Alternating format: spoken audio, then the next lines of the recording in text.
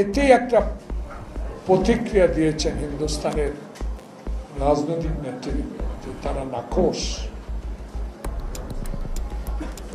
তারা তো নাখোশ হবে না, নাখোশ হওয়ার তো কথা, কারণ তারা তো এই আন্দোলনে যারা হাজারো মানুষ রক্ত দিয়েছে, পঙ্গু হয়েছে, আত্মহতি দিয়েছে, বিএনপির নেতা কর্মীরা আয়না ঘরে নির্যাতিত হয়েছে, 5,000 উপরে জীবন দিয়েছে, মায়ের কোলে ঘুমাতে পারে নাই, হাঁটু পানিতে যারা ঘুমিয়েছে, কোর্টের বারান্দায় যাদের দিন অতিবাহিত হয়েছে, তাদের কথা তো হিন্দুস্তান দেখে নাই, শুনেও নাই, দেখলেও কোনোদিন প্রতিক্রিয়া দেয় না। এই উপমহাদেশ সবচেয়ে প্রিয় নেত্রী, জনপ্রিয় নেত্রীকে বিনা কারণে 5টি বছর কারাগারে রেখে, এও কি কংগ্রেস, বিজেপি, মোদি, রাহুল গান্ধী, মমতা ব্যানার্জি এই কি দেখেন নাই? বেগম জিয়া যখন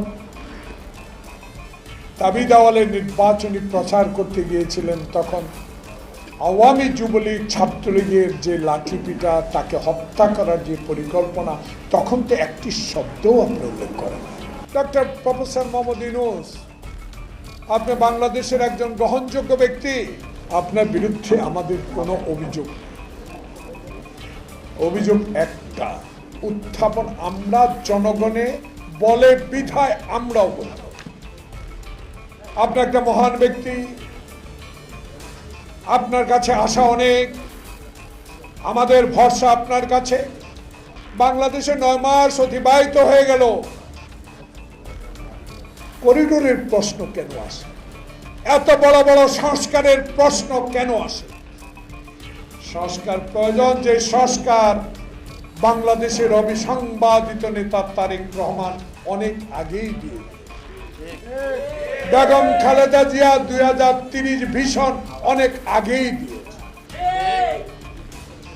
অথবা তো বড় বড় সংস্কার না দিয়ে বাংলাদেশের মানুষ আপনার কাছে আশা নিয়ে বসে আছে, এই দেশে আর